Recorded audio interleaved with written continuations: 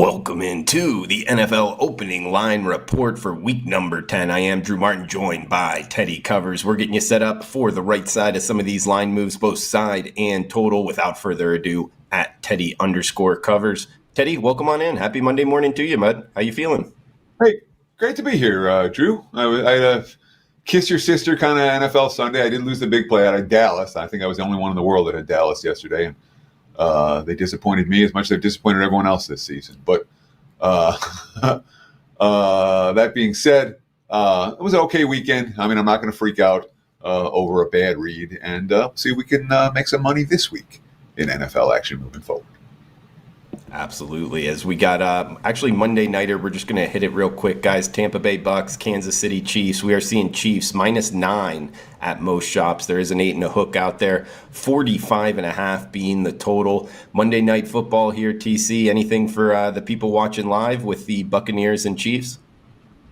So we've seen a little bit of Tampa money this morning, and we've seen the over money kind of stop. The weather forecast in Kansas City is not pretty for tonight. And there were 10s, 9.5s this morning, and now it's pretty much all 9s and 8.5s popping up.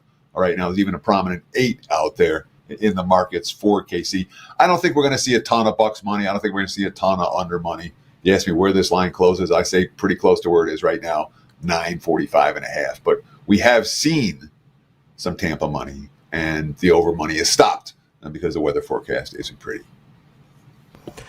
Well, Teddy, that sets us up for the Thursday nighter in a game where the over money has not stopped, at least to this point, and that is Thursday, November 7th, guys, the Week 10 matchup between the Cincinnati Bengals and the Baltimore Ravens. We're seeing Ravens -6-point home favorites, now a 52 and a hook being the total, Teddy. I'm seeing what I looked last night, and it was 49.5, 49s even, so a full field goal move to the over in the early week trading. Cincinnati at Baltimore, Thursday Night Football, TC.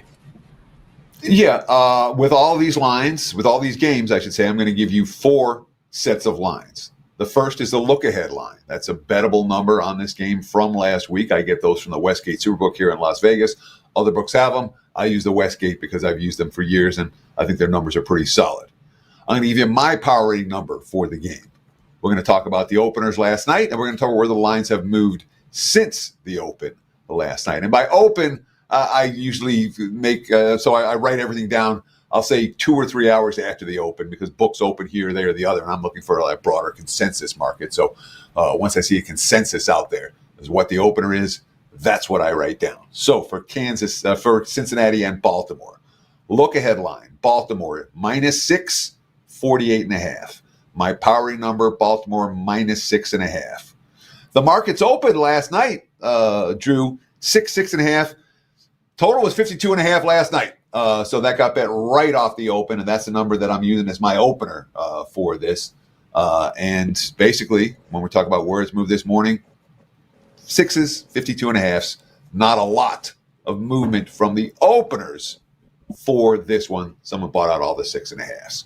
For Cincinnati yesterday, certainly it was the best offensive game they've played this year. And they were very patient. It really was one of those games where Burrow played mature football. He took check down after check down. They went 8 of 15 on third downs, 1 of 1 on fourth downs, 4 touchdowns and 5 red zone tries, 26 first downs. They moved the ball all game. Of course, after the game, the Raiders fired their offensive coordinator. But it is what it is. The quote from Burrow after the game, just how this season has gone, knowing what's ahead of us, knowing what we're going to have to do to get back into this. One win isn't going to make or break our season. I'm going to keep striving for perfection every day, every game until that happens. What's there to be happy about? I like that quote. That's a hungry quote. And of course, since his defense, despite giving up 4 touchdowns in that game, I mean, Trey Hendrickson was a monster. He had 4 sacks, 7 quarterback hits. Head coach Zach Taylor. There were those moments where we needed that big stop on defense. A lot of guys came up big for us, but Trey came up the biggest. That being said, since he got a feel-good win, Baltimore got a feel-good win as well, blowing out Denver. They scored on 7 consecutive possessions in that ballgame. Lamar Jackson, 280 yards, 3 touchdowns, a perfect passer rating after missing practice on Wednesday and Thursday. He had back issues. He had knee issues. Didn't matter against the Denver defense that had been good. Baltimore ripped them apart. Derrick Henry continues to be a monster. 7 consecutive years of 10 touchdowns or more on the ground. Only 2 other players in NFL history have done that. They're both Hall of Famers, Delaney and Tomlinson and Adrian Peterson. But from a defensive standpoint, it's worth noting Baltimore's pass defense continues to get torched.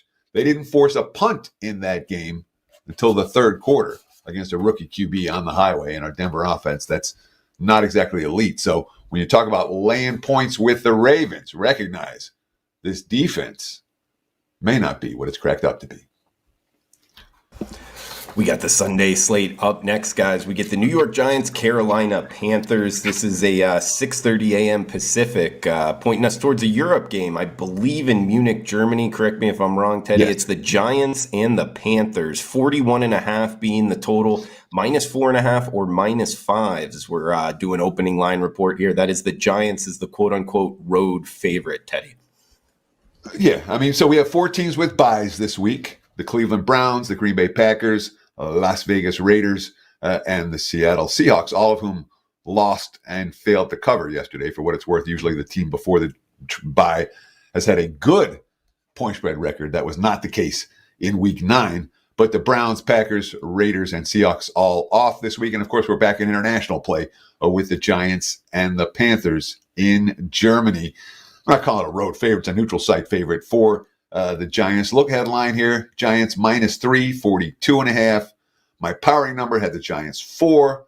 The markets opened last night, 4.5/5, total of 42. And that's basically what we're seeing this morning. Most of the total has been bet down to 41.5. So we have seen a little bit of under money for this one. The Giants, I mean, the books have had a really hard time with the Giants because everyone keeps betting against them, and the Giants keep failing to cover in heartbreaking fashion. Yesterday, no cover thanks to a missed 2-point conversion, the most important point spread play in all of football. There were lots of positives for the Giants. They ran for 164 yards in yesterday's game. Danny Dimes, 0 interceptions. He was only sacked twice. He was 20 of 26. Admittedly, he had 0 passing yards in the first half. And in fact, became the first player since 1970, at least 1978, to have a passing touchdown and 0 passing yards in a half with a minimum of 5 pass attempts. So it was not like the Giants offense was moving and clicking on all cylinders, but it was certainly a better performance in the second half than what we've seen. Brian DeBoll, tough game, competitive game. In the end, just didn't make enough plays to get the outcome we wanted. Of course, the Giants have lost 4 straight. They're 0-5 at home. This isn't a team that the betting markets are excited about laying points with as a favorite. And they didn't have a sack yesterday, which is certainly a concern. They had entered the game pressuring opposing quarterbacks at a 35% clip, but their defensive line did not control the line of scrimmage yesterday. As for Carolina, man, I should have had the Panthers yesterday. That's why I kicked myself from the first quarter. I'm like, Carolina was the obvious play here, and it was the game for Carolina. They were playing the right team. And look, they won the game. Bryce Young only had 1 interception, only sacked 1 time. He led the game-winning drive. These are all positive signs. That being said, they were outgained by nearly a full yards per play.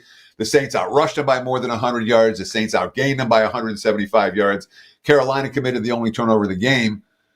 And even after Bryce Young led the Panthers down the field for the game-winning score, Dave Canales, he wouldn't commit to Young as a starter this week. We'll have to see what happened.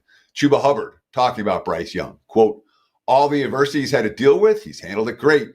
He has stayed a leader and been a great teammate and kept working. For him to get this and play as well as he did, he deserves it. I would be surprised if Carolina goes back to Andy Dalton this week, but stranger things have happened. The betting markets say it doesn't matter who's a QB for Carolina. The Giants are the better of these 2 teams, although the current number a little bit higher than my powering number would indicate. And Teddy, just quick question here, international. Actually, you know what? We'll do a question and answer time. We'll keep rolling through. Buffalo and Indianapolis up next, 10 a.m. Pacific, 1 o'clock Eastern. 4 and a hook or 5. That is the Bills as the road favorite. 47 and the hook being the total. Bills at Colts. Next up, TC. Yeah, look ahead line here. Buffalo -3, total of 48. My powering number is higher. It's at 6. Which I don't usually see that type of difference at this time of the year, but I had to downgrade Indy pretty significantly off of yesterday's performance. The QB switch for the Colts isn't necessarily working. And all Buffalo's doing, I know they didn't cover yesterday, thankfully. I have Miami plus the points, but I certainly didn't downgrade the Bills off of that effort. Betting markets last night, 4.5 and 47. And that's basically what we're seeing today, 4.5. There are some 47.5s out there in the current market. So a little bit of over money off the open, but then again, compared to the look ahead last week, it's not, because the look ahead was 48.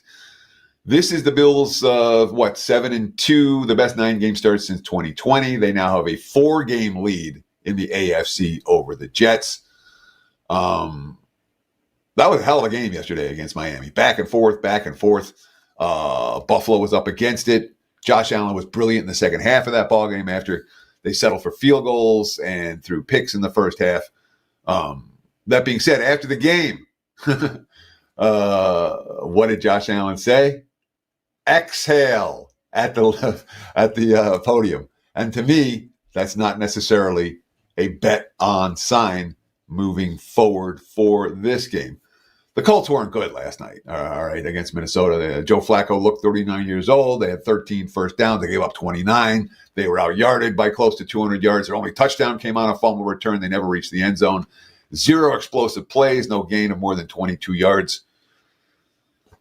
I don't love this spot here for the Bills. The question is Indy good enough? Well, the markets are saying maybe. Not much action on this one early on. 4.5 last night. 4.5 this morning, although there are 5 or 2 that has popped up. So we're seeing a little bit of Buffalo money, but nothing to write home about. Next game up is we're going down in rotation order using the Wager Talk Live odds screen 265-266, 10 a.m. Pacific kick here. We get Minnesota Vikings, Jacksonville Jaguars. It is the Vikings, -4, pretty much across the board. 46 in the hook being the total in North Florida, Teddy. Look ahead line, Minnesota -3 and 46. My powering number, Minnesota -4. The market's open 4 and 46.5 last night. And that's exactly what we're seeing today for 4 and 46.5. So this line really hasn't moved at all from the opener. You know, Sam Darnold had 2 interceptions. He lost a fumble, and Minnesota still won and covered last night. We talked about what they did in terms of first down, 29-13 against Indy, 415 to 227 total yards in the ballgame. The Colts never got in the red zone for the entire game. Minnesota's defense allowed 2 field goals. Night and day compared to last week. Of course, the Thursday night games can be rough that way. The Sunday game was not. Minnesota's defense, which had been good and carrying them early in the season and had some hiccups. They certainly played a good game last week. As for Jacksonville, what do you do with the Jags? This team continues to fall behind. We all remember what happened in the Chargers game in the playoffs, and then that was 2 years ago. They were down 22-0 in this game. They were down 10-0 to Green Bay. They were down 10-0 to the Patriots. They were down 21-3 to the Bears. It's hard to play from behind all the time. And, of course, the Jags have basically lost their receiving core. They're relying on second-year wide receiver Parker Washington and a couple guys off the practice squad, and Austin Trammell and Elijah Cooks. So it's not like Trevor Lawrence even has his usual targets to throw to. All right. And they rallied from behind in that game. They probably should have won, but Lawrence threw a bad pass for a second interception of the day late in the fourth quarter. And, they were outgained again, 447 to 215. Or no, 415, whatever it is. They're outgained by a significant margin against Philly. It's about better than 2-1 margin in that ballgame. Trevor Lawrence, after. You feel like you're going to break through it. You've had this adversity, and this is the week we're going to break through it. And we thought this was the week, and we didn't get it done, didn't finish. So it's frustrating, but we know it's going to turn. We have to keep working. That's all you can do. That's a bet on quote for a team like Jacksonville. For what it's worth, the Jags continuing to stay competitive and still finding ways to lose. The hot seat on Doug Peterson getting hotter now, that especially with Dennis Allen being fired earlier this morning from New Orleans. So when we talk about coaches on the hot seat, Peterson might be the hottest one of the bunch still remaining. This team, again, the effort's there. The execution often lacks. Next one up, Teddy. Great analysis there. As we got Pittsburgh and Washington. We are seeing the Commanders -2, -2.5 actually at most shops now. 44 in the hook being the total. Steelers at Commanders from our nation's capital. Look ahead line here. Washington -2, total 43.5. My powering number, Washington -1.5. The markets opened 2.5, and 44.5 last night. I moved to the over off the look ahead line. And what are we seeing today? Basically, mostly 2.5s out there, 44.5. So we've seen a little bit of Commanders money, a little bit of over money. Pittsburgh is off that win versus the Giants. What was I forget? Was that Sunday night or Monday night? It was a night game. I know that. I think it was Monday night. And then a bye week. Tomlin off a bye, worth noting, 13-4 straight up, including 7 consecutive W's. That's certainly worth noting because Pittsburgh is the underdog in this ball game. That being, Washington is 7-2 for the first time since 1996. All you have to do is get rid of Dan Snyder, a bad owner, and boom, the franchise is good again. Jaden Daniels was brilliant yesterday. 9.5 yards per pass attempt, 2 touchdowns, no picks. Really impressive again. And of course, that didn't mean they were going to cover. The Giants missed a 2-point conversion to allow the Commanders to once again cover. And this is clearly a public team right now. I love this quote from Dan Quinn, though, talking about how they responded after the Hail Mary win the previous week. Quote, "It was like a historic win for us last week at home in the fashion that it went. How do you recognize it, yet fill the tanks back up, knowing you're heading back into a division game? I thought it showed a lot of maturity from the team and poised to say that was cool. Now we get right back into the next process." So these are good signs for Washington. If you ask me at the halfway point, who's my coach of the year? Dan Quinn probably gets that vote. Teddy, next one up, we get Atlanta and New Orleans. Little in-division rivalry here with the Falcons at the Saints. Falcons -3 in the hook as the road favorite, 47.5 the total in the Big Easy. Look ahead line here, New Orleans pick 'em and 47. The markets decided to crash on New Orleans if they lost to Carolina. My powering number came out 3.5. The markets opened 3 with juice, or 3.5, and 47.5 last night. And that's basically what we're seeing today. Mixed line, 3 with juice, or 3.5. If you like the Saints, find a plus 3.5 and grab it. I'm not convinced that's going to be there. If you like Atlanta, you can find a -3. You can even find a -3 at -110 if you shop around. Atlanta, that's the third time Kirk Cousins has had 3 touchdowns in a ball game. Ray McCloud talking about what Cousins brings to the team, a team that's had a lot of talent but not the quarterback in recent years. Quote, "This is what Kirk Cousins brings: knowledge, poise, never letting us get complacent, even when he's not on his game. It's just a blessing to have a vet like that. He's like having another coach on the field." This is a team that hasn't had a winning record since 2017. All right, they've gone through quarterback after quarterback. Now, coach is set, quarterback is set, Kirk Cousins. There's a lot to look forward to in terms of the city and how we can all come together. You do 1 week at a time to get there and kind of see where you stand in February. It is worth noting. So these are really positive quotes for Atlanta. They're playing good football. They did, however, lose their the best receiver in terms of Drake London, who suffered a hip injury in yesterday's ball game. That's something you might want to monitor, his status. London matters to that offense. He really does. As for the Saints, I don't know how they lost yesterday's game. Total yards, 427 to 246. Derek Carr, no interceptions. He was only sacked once. It was a turnover-free game for the Saints. Alvin Kamara, 29 carries, $155 on the ground. They outgained him 5.8 yards per play to 4.9. They had 197 rushing yards to 80. And they lost the game. What happened? Well, 10 penalties, only 2 of 4 in the red zone. They allowed 2 of 2 in the red zone. They didn't make the plays at the end. And Derek Carr was not sharp in that ball game. Chris Olave left with a concussion in the first quarter. And then after the game, former Saints wide receiver Michael Thomas was blaming Carr for Olave's concussion. Quote, "Dude, scary and panic and just throw the ball." Talking about Carr. "Get him the F out of here. He is so ass." Carr, of course, took the high road afterwards. And then this morning, Dennis Allen got fired. Special teams coordinator Darren Rizzi named the interim coach, which is an interesting it's an interesting choice. I'll just leave it at that. The first time that New Orleans has been on a 7-game losing streak since 1999. Worth noting, an anonymous player after Dennis Allen got fired. That's a message heard loud and clear. Got to find a way to win one.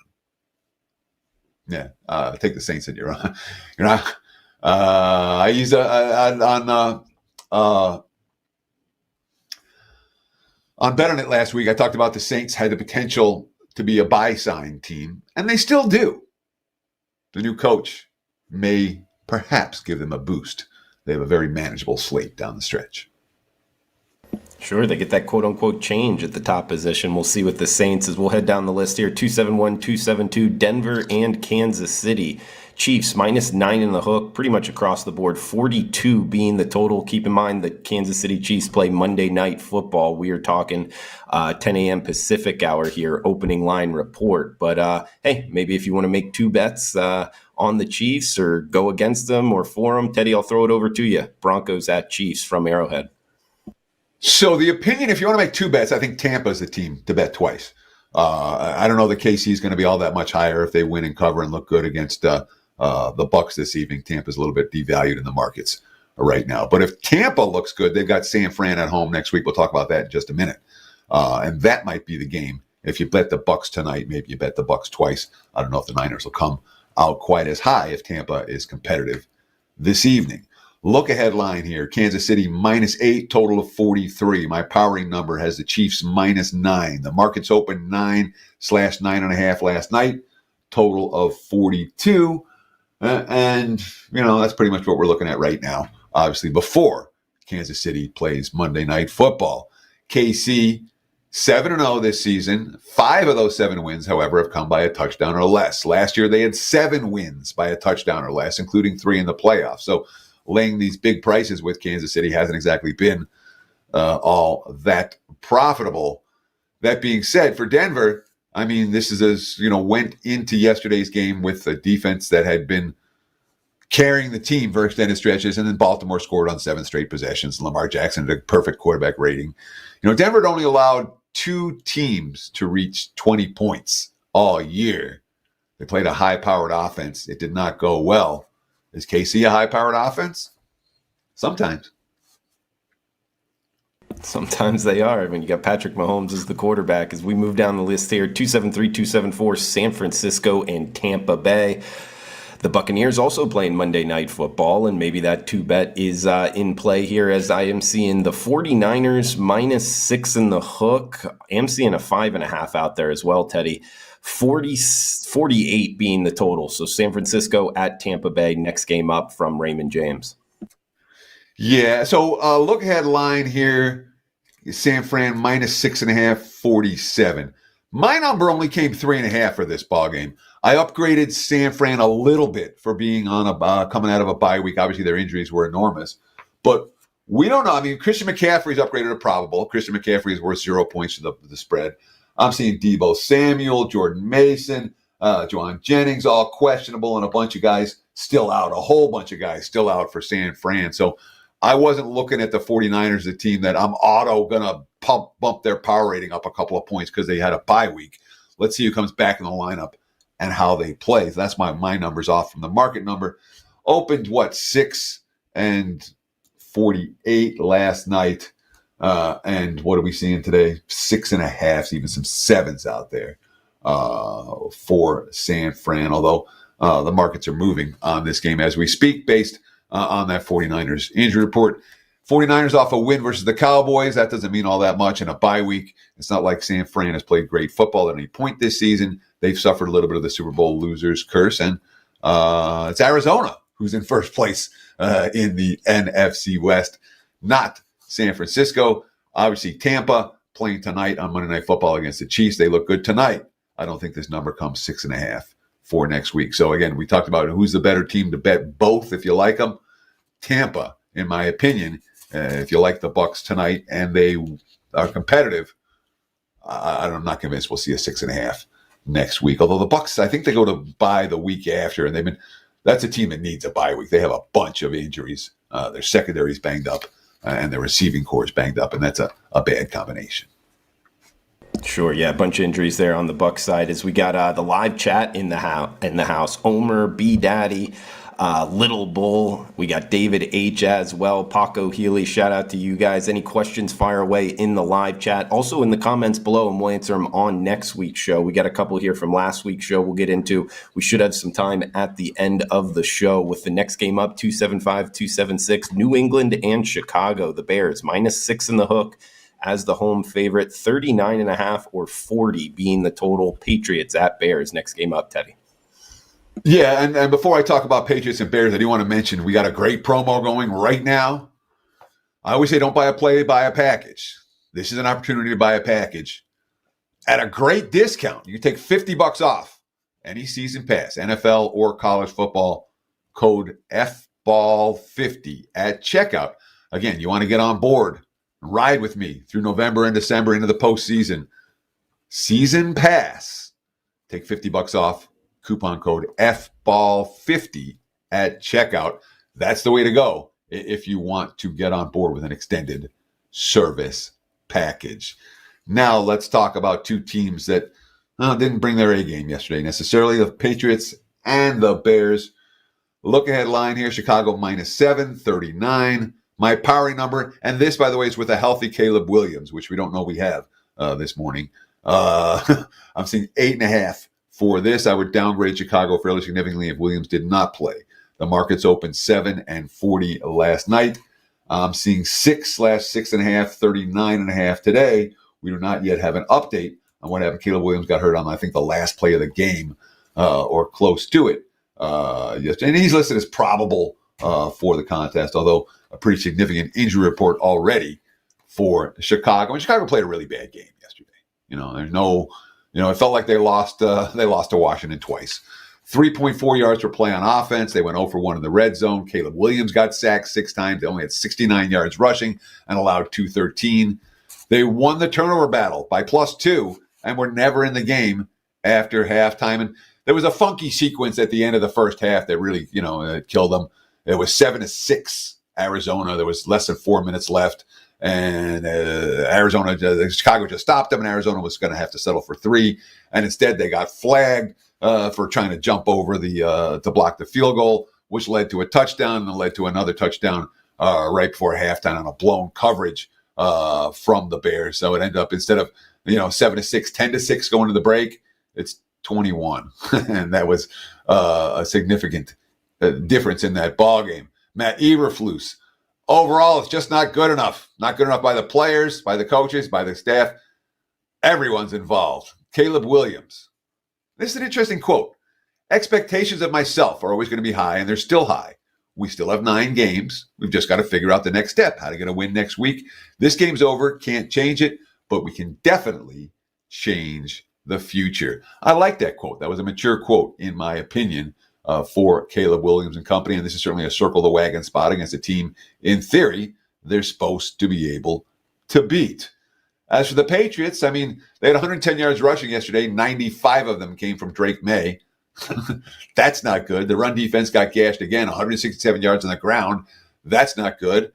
-2 in turnovers, they still covered, thanks to May on the last play of regulation with zeros on the clock and on a 12-second touchdown pass. And then, for some reason, Mayo decided to kick the extra point instead of going for the 2 and the win against an exhausted defense. His quote afterwards, I don't want to get into that. It's a good question. I just don't want to get into it now. I'm not a fan of Mayo. I don't think the Patriots are a fan of Mayo. And he made the wrong decision yesterday, and it cost his team a chance to win. Chicago's on my short list. I'll put it that way already. The old answer to the question, I don't want to get into it. That says a lot there, Teddy. We get Philadelphia that says, and Dallas. I did it wrong, but I'm not willing to admit it yet. Yeah, let me sleep on it and come back to you. As we'll move down the list here, we get an afternoon kick, 1:25 p.m. Pacific. Philadelphia Eagles, Dallas Cowboys. We are seeing Eagles -6 in the hook as the road favorite. 43. No. I got Tennessee and LA Chargers, right, Teddy? Yeah. Yep. Yeah. Okay. My bad, don't mess guys. with me, man. You mess with the graphics, guys. My notes are all in order. I'm going, wait a minute. I'm not Hey, it ready. is what it is, guys. Tennessee and Los Angeles. It is the Chargers, the Bolts, minus 8-point home favorites now, Teddy. 37.5, 38 being the total, as it is our first afternoon kickoff, 4 o'clock Eastern, 1 o'clock Pacific here, Teddy. It is the Titans and the Chargers from Southern California. Look ahead line, LA minus 7 and 39. My powering number, LA minus 9. The market's open 7.5/8 and 38 last night. We're seeing some 37.5s popping up. There's still 38s out there. We're seeing 7.5, 8 today. So really, the markets haven't done a whole lot from the opener last night until what we're seeing this morning. And look, the Chargers, that was a really impressive performance yesterday in the one sense by the defense. Again, 6.1 yards per play on offense, only allowed 3.8 yards per play. They had +3 in turnovers in that ball game. Justin Herbert, when everyone's on the same page, we're able to do things like that, push the ball down the field. Made a big step in the first half, took a good step forward as an offense. All that being said, the Chargers offense stunk yesterday. They're too big. They have two blown coverages to wide open receivers for easy touchdowns. Denzel Ward, the Browns cornerback after the game, and I put this in the Chargers notes, quote, "You can put it all on me. They were gimmies." Chargers offense, and Herbert was under sack, 6 straight games where he's been sacked multiple times. The Browns edge runners pretty much dominated. Rashawn Slater had a bad game. Joe Alt had a bad game. The pass defense, the pass protection wasn't there for LA in that contest. Neither was the run blocking. Now, Cleveland does have really good defenders on the edge, much more so than Tennessee. But the story of the game was the Chargers defense. They're number 1 in the NFL in points allowed per game. They sacked Jameis 6 times. And they, with LA's offense punting a whole lot, defense was good enough, which could be a problem for this Tennessee team. That 2 of 5 in the red zone, 10 penalties. And you want to see a team that was as happy as could possibly be to win.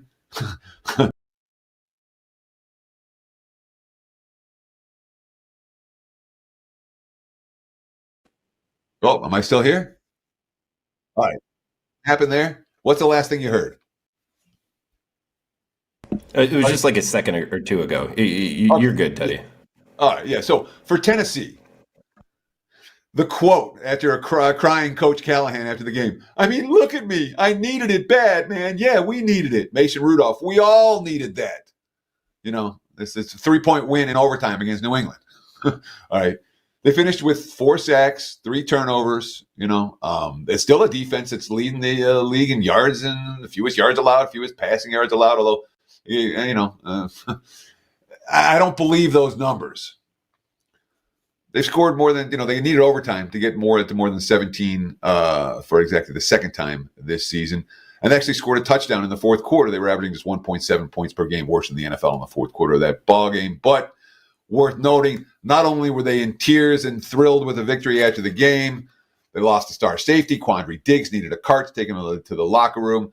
Their starting center, Lloyd Cushenberry, looks like he's out for the year. So significant injury concerns for Tennessee as they travel west to take on the Chargers.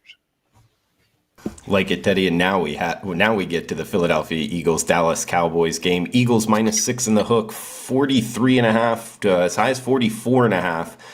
The total here. Eagles at Cowboys from Jerry's world, Teddy. Yeah, and we don't know about Dak. So, and the markets don't know about Dak. I don't know about Dak. I've been reading what I can read, and I haven't found that. Nobody knows anything. Look ahead line here. Philly -3, total of 50. My powering number without Dak, and this is a no Dak line, was Philly -5. The markets, were 6.5 last night, and that's where they are this morning as well. Total was 44 last night. I am seeing some 43.5s out there, although there's still some 44s out there as well. Dak's got his MRI today. He got hurt yesterday. Cooper Rush came in, and Cooper Rush is not an NFL quarterback. It was all dink and dunk. He had 115 yards on 25 pass attempts. They did get a touchdown late against a prevent defense, but it wasn't. The offense does not move the same way with Cooper Rush as it did with Dak Prescott. CeeDee Lamb had 8 catches yesterday, none were longer than 10 yards. He hurt his shoulder multiple times in the game. Don't know if he's going to be able to go this week. Dallas had a fake punt that failed. They had a 4th down to CD that failed. They went 1 or 5 on 4th downs. And the defense got gashed, start to finish. 8.1 yards per pass allowed. They committed 9 penalties. This is the longest losing streak for the Cowboys since 2020, which is also the last time Dallas finished with a losing record. If you watched Dak Prescott on the sideline yesterday and can read lips, you know that he say, "We suck," which they did. Dallas offensive line gave up, 3 sacks to a team that came into the game with an NFL worst 6 sacks through the first 8 weeks. Mike McCarthy, who is another coach, very much on the hot seat right now. We have 5 losses, so we clearly understand where that puts us as far as what it'll take. We've got to get to winning. That's kind of what he said the week before, and last week's performance was no better. Next one up, we are heading to the desert. New York Jets and Arizona Cardinals, 1:25 p.m. Pacific kick. It is Cardinals, mostly -1 in the hook, pretty much across the board, 46 being the total, Teddy. Yeah, I think I skipped my Eagles part of the equation. So let me just talk Philly real quick. Lots of positives from Philly yesterday. Rushing yards, 237 to 60, +2 in turnovers, 38 minutes of possession. Yards, 447 to 215. And they didn't cover. And A.J. Brown suffered a knee injury. And the only reason they won the game was because Devontae Smith made an incredible catch in the end zone, and then they made a pick off a bad Trevor Lawrence throw in the other. They left a bunch of points on the board, obviously 0 for 2 on 4th downs, both in field goal range. They 3 missed 2-point conversions and a missed field goal. He added up to a dozen points they left on the board. Nick Sirianni. Today it didn't work. That's the way it goes. That's the hat I have to wear. When we get a 4th down and we convert a 4th down, nothing's really said. When we don't, I understand there will be questions. Worth noting, the Jags defended the tush push as well as any team I've ever seen defend it, and stopped Philly on multiple occasions and forced the Eagles into bad 4th down play calls because of it. I don't know that Dallas is going to have that same mentality at the line of scrimmage. When it comes to the Jets and Cardinals, look ahead line. Pick 'em, total of 44. My powering number, Arizona -1. The markets opened 1.5 and 45 last night. We're seeing mostly 1s and 45.5, 46s this morning. So we've seen a little bit of over money and really not much happening when it comes to this side. For Arizona, another good performance. They were -2 in turnovers and won the game by 3 scores. They won 3 in a row for the first time in 3 seasons. 213 rushing yards, including that 53-yard touchdown scamper in the closing seconds of the first half. They were just trying to get in a field goal range. They sacked Caleb Williams 6 times. They only allowed 69 rushing yards, 3.4 yards per play. Arizona's defense was a big concern for me. Their defense played a really good game yesterday. We'll see if they can bring that against the Jets, who have had their own offensive issues. Kyler Murray, another mature quote. I've been reading Murray quotes since the summer when we bet Arizona over 6.5 wins. Quote, "I'm not too worried about being over 500 or being 5-4 or being in first place. I'm just focused on the next day and the next game. Today was good. We got to win. We've got to go do it again." As for the Jets, Garrett Wilson saved their season, maybe, with a couple of incredible touchdown catches, drawing OBJ comparisons in national TV action. Rodgers, 3 second half touchdowns. Devontae Adams making plays. Breece Hall finding room to run. That being said, the defense allowed 187 rushing yards. And then, of course, Malachi Corley with the dropping the ball at the 1-inch line. The Jets were able to overcome that and win and cover. That being said, Aaron Rodgers had 32 passing yards in the first half, his fewest in an opening half with 10 or more attempts in his career. Quote, "I played about as bad as I could play in the first half. I knew it had to get better from there." This quote stood out to me from Houston Texans right tackle Titus Howard. Quote, "The most frustrating part is that we were the better team. We let that game get away from us, especially in the second half." Jets win here. Maybe there'll be a buy sign on them, but I'm not willing to give them a buy sign just yet off a game against a Thursday night win off a banged up Houston team missing their top receivers. Right now it's Arizona who's the better of these teams. I don't know what I'm going to do with this game. I'll probably pass it. But interesting game to consider. That it is, Teddy. And that leads us into the Sunday night game, Detroit Lions, Houston Texans, 49 being the total. The Lions, man, what a wagon they've been. Jared Goff and company, -3. There is juice on that 3 at a lot of shops here, Teddy. It's Lions and Texans, Sunday night football. Look at line here, Detroit -2.5, 48.5. My powering number, Detroit -4. The market's open 4 at 48.5 last night. We've seen Houston money. They took out the 4s. They took out the 3.5. This is a legit early line move. We're looking at 3s right now for the Lions. Total's been bet up slightly, 48.5 now, mostly 49s. And, of course, Detroit, as you mentioned, from a powering standpoint, only Kansas City's higher than Detroit in my number, and I think that's by a half point. It's not by much. From a betting bandwagon standpoint, the Lions betting bandwagon, every bit as big, if not bigger, than Kansas City's. They've been a public team from day one, and all they've done is win games and cover point spreads. So yesterday's the first outdoor game all year for Detroit, and I was like, oh, boy, the Lions can't play outdoors. The rain was pouring down, and what happened? They dominated. Again, Dan Campbell after the game, we're built for this, man. Just because we play indoors doesn't matter. We can play anywhere. We can play in the snow. We can play in the rain. We can play in the mud. That's just us. We're built to win. Jared Goff is doing something really extraordinary right now. And I don't think we've talked about it enough. I don't think he's getting enough credit for it. The Lions offense not getting enough credit for it. He's had better than 80% completions each of the last 3 weeks. He's been at 72% or better each of the last 6 weeks. He has 11-0 touchdown to interception ratio over the last 5 games. And when you add it all up, the last 6 games, 82.8 completions over a 6-game span. 140.1 passer rating. In the history of the entire NFL, no QB has ever equaled either of those. No quarterback in a 6-game span has competed 82.8, and no QB over 6-game span has 140.1 QB rating. So Goff's doing some historical shit right now. And, of course, that's the offensive line, and that's the running game. David Montgomery, Jahmyr Gibbs, 28 of 138 in the ground. This is an elite offense. And here's the other issue with Detroit, all right?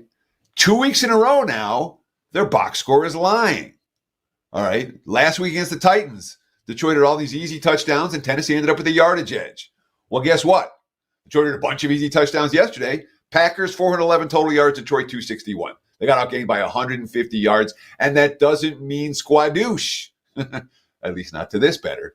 But when you put those stats and you aggregate them over the course of a season, all of a sudden, the Lions aren't winning the yard. Oh, they're not that dominant. Oh, look at this, And that's perhaps how Detroit continues to cover all these numbers. They don't have as much wise guy support as they should because the box scores have been lying. Jared Goff, we're supposed to be the dome team who can't play outside. We're supposed to be the team that can only win one way. I think we've shown a handful of times we can win in multiple ways. We're chameleons. And, of course, this is 7-1 for Detroit for the first time since 1956. That's impressive. For the Texans, I mean, the lack of wide receivers are really hurting. When you lose Steph Diggs, you lose Nico Collins. Between them, 79 catches for more than 1,000 yards and 6 touchdowns. That's almost half of C.J. Stroud's production. They got outgained by nearly a full yard per play against the Jets, 4.3 to 5.3. They still had 187 on the ground in that ballgame. And this year is the attack of the running back with a new lease on life.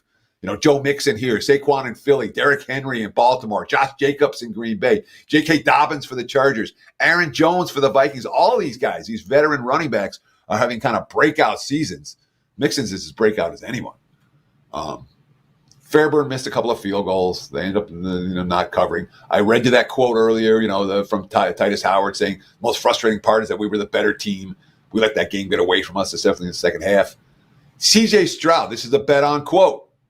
It's embarrassing to come out here in a primetime game and get embarrassed like that is never fun.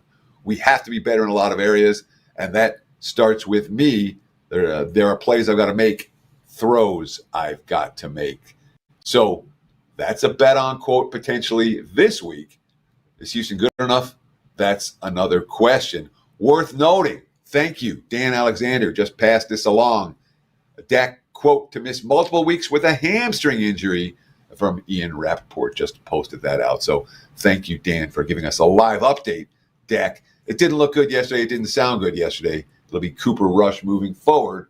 And let's see what the markets are doing right now with this announcement. Still 6.5 for Philly. The markets have not moved to 7. And that may be telling us something. We'll flip the script to the Monday Night Football game. Guys, any questions, fire away in the live chat and in the comments below. We get the Miami Dolphins and the LA Rams here, Teddy. Monday Night Football, -2.5, pretty much across the board. That is the Rams as the slight home favorite, 50.5 being the total. Interesting handicap here, Teddy, from a lifelong Miami Dolphins fan. They usually don't play well on the West Coast, but I'll throw it over to you. Fins and Rams, Monday Night Football. Look ahead line here was LA -3 and 49. My powering number, LA -1.5. The market's open 2.5 and 50.5 last night. 2.5 and 50.5 last night. And that's basically what we're looking at today. 2.5 and 50.5. Tua was sharp yesterday, man. Tua impressed the hell out of me in that ball game because there were a lot of things going wrong for Miami. And Tua facing adversity on the highway multiple times, second half, down by a touchdown. Took Miami, boom, down the field into the end zone. You know, both running backs, H.N. and Mostert, both average better than 5 yards per carry. Tua only 3 incompletions on 28 pass attempt. They won the yardage battle, 6.2 yards per play to 5.5, and then lost on a field goal in the closing seconds for the second straight week. That happened to Arizona the previous week. Calais Campbell, quote, "There's no moral victories in this game. It wasn't enough. It's heartbreaking. But we just got to use this to galvanize us and keep preparing this week and find a way to win one." Tua after the game. And what Bass did, he had like a 61-yarder to win it. Hats off to Tyler Bass for making that. Hats off to their team. They did a great job. It was a great game. There's things we could fix on both sides of the ball, offensively and defensively. But I think we're taking a step in the right direction as a team. So the quotes for Miami in the midst of this losing skid off another devastating last-second loss, I thought those are positive quotes, from a team that we certainly haven't seen Miami lose their fight. That being said, it's been a terribly disappointing campaign, and they're facing a Rams team that, I'm not going to say surging right now. That was a tough game yesterday against Seattle. They were not. There was a drunk, as you like to say, Drew. That game was freaking drunk. All right, they had 3 interceptions at Geno, 7 sacks on Geno, and yet the pass defense got burned again and again and again and again. Jackson Smith and Jigba ate them alive, even with no DK Metcalf. That secondary was awful. They had special teams issues. They had a punt blocked. Sean McVay. What a unique, weird game that was, winning in overtime. What a job by our group to come away with a win. Matthew Stafford. What an up-and-down game, right? Our defense getting turnovers. We get down there and didn't score from the 1. We had a punt blocked. It was all over the place. It took a lot of mental fortitude and strength and belief to win that. Puka Nacua got ejected. Demarcus Robinson, the guy who replaced him, ended up getting the game-winning touchdown catch. That would have been a Nacua route at the end. But I worry sometimes about teams after the week after the quote, "It took a lot of mental fortitude and strength and belief to win that." That to me, not necessarily a bet on quote moving forward. My clients and I cashed a winner with the Rams yesterday. I was a wrong side winner, and I ain't giving the money back. But I don't know that I'm excited about laying a price with the Rams this week against the Miami team that has fought the good fight and continues to in this one. So the Dolphins are on my short list. We'll see if I get to the window with them. Great breakdown, Teddy. Time for some questions, guys. Fire away in the live chat and in the comments below. We get Sports Avenger, Teddy, saying, "Hey, fellas, love opening line report. After an NFL Sunday where favorites went 10-4 against the spread, money lines winning, public doing well, did you anticipate similar or different results the next week?" So we've talked about this on the show a couple of times. And I talk about it with odds makers. Odds makers don't even know what the hell I'm talking about when I talk about it. It's something that, again, one of these little theories that you develop over many years living in Las Vegas. The middle of the season, I'll say weeks 5 through 10-ish. That's the sweet spot for the public when it comes to the NFL. The public can recognize what teams are good. The wise guys and the odds makers are still trying to price teams the way that they were supposed to be, the teams that they were supposed to be. So we had another pretty good public weekend this past weekend. In terms of outright underdog upsets, there was only one and only 3 dogs covered in defeat, So we've seen a good handful of strong public weekends over the past 4 or 5 weeks in the NFL. That will not continue through to November. That will not continue through to December. But this particular time of year is one time where I play a lot less contrarian and I try to play a lot more who's a freaking good team. And let's bet against this bad team because the markets haven't caught up with the realities. So 1 week, and we saw this in week 9, which was another good public week. I'm not convinced that the next week in particular is a must play all the contrarian sides. Let's see the contrarian sides start to hit before we get involved. I had my fun with contrarian Dallas on Sunday. Not so fun, obviously. Makes sense, Teddy. As we got E-Train in the comments from last week, I have a general question. When do you bet team totals versus game totals? He was between, betting team or game total, and of course he picked the wrong one. Teddy, any advice on betting team totals and game totals? Bet them both. Okay, split the bet. That's the answer. Well, if you're like, I can't decide which to do, take your wager, split it in half. There's a bigger chance of pushing, obviously, but that way you don't kick yourself over and over again. Oh, I made the wrong call. I mean, if you can't decide, don't decide. Take your normal wager, split it in half, make 2 bets. Makes sense. That's honestly my take. Great questions. Thank you. I just want to say we appreciate the questions so much. I'm in the chat every week. Drew's in the chat every week. The comments they're super flattering. Thank you guys. When I need an ego boost, I appreciate it. This is a humbling business. But the questions are really good as well. It's not just, pat Teddy on the back. I love the questions. I love the comments. It's about stuff I'm not thinking about. So please comment below. We appreciate the likes. And of course, what do we have? 180,000 followers, the Way Your Talk YouTube channel. Become one if you haven't done so already. Absolutely. And the comments below really help out the algorithm to grow the show, guys. So I know Teddy and myself love seeing that, and we will be in there throughout the week chiming it up with you. Giants and Panthers. I was going to ask you this at the top, but I waited, Teddy.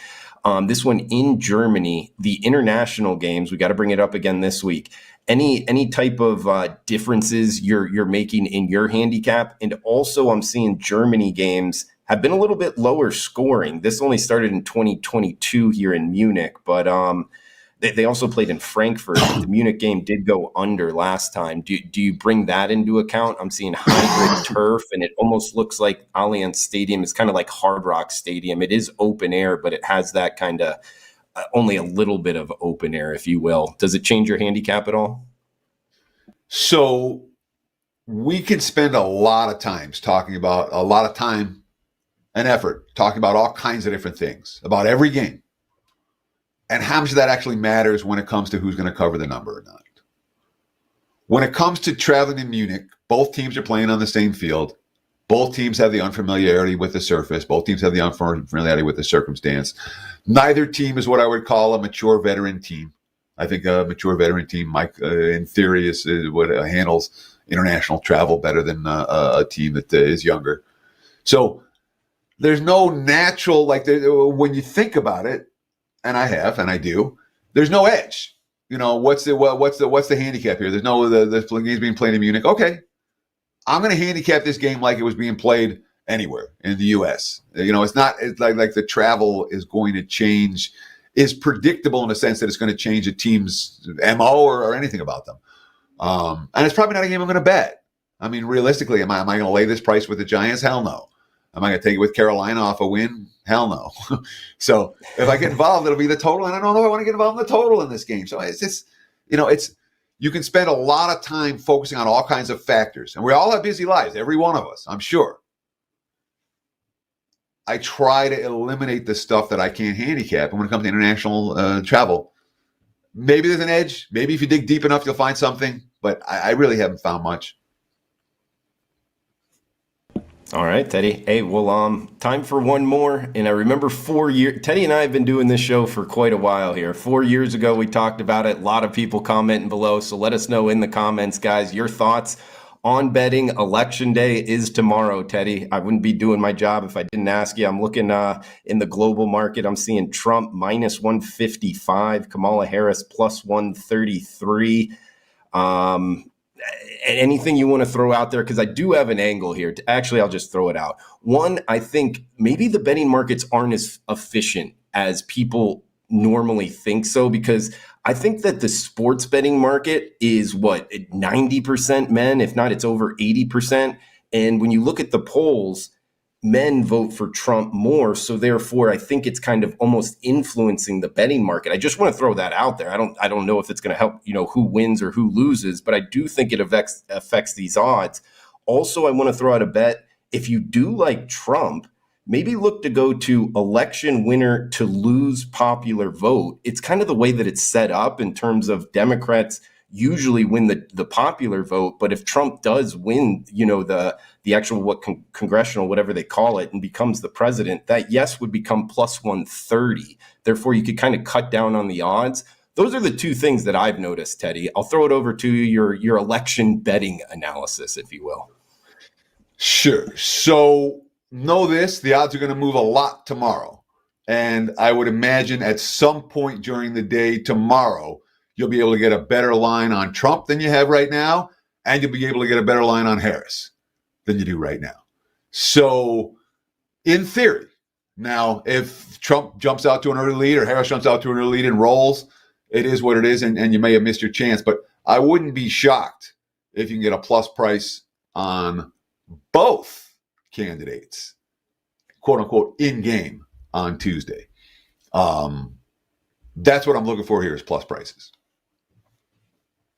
Plus prices and bounce back on it. We got Almy saying take Harris plus 135. G Hurt, wow, plus 135. Value play here. Let us know in the comments below what you're looking to bet. The plus price is out there, at least right now on Harris, but that could change. So great stuff, Teddy. Great analysis, guys. Let us know in the comments below what you're looking to bet. Election for this upcoming week in the NFL. All is welcome. TC, anything else you want to throw out there before we shut this down? Yeah, I want to talk about election betting for a minute because it doesn't matter who you bet. It doesn't matter who your friends are betting. If you're going to bet on the election, try to take a broader approach in this bettor's opinion. And again, there may be some real nice plus price opportunities over the course of the next 36 hours between now and when someone starts calling this election. And of course, we talked about it earlier. There's a great promo right now. Get the rest of the season when it comes to the NFL or college football. Take $50 off.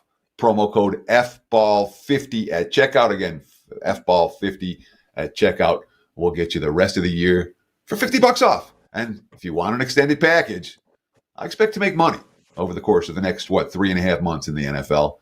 Get it now at a discounted rate. Appreciate the likes, follows, comments. I got nothing else to say, Drew. Have a great day, my friend. You too, Teddy. Great stuff as always, guys. We'll be back next Monday. Until then, cash those tickets. Thanks for tuning in.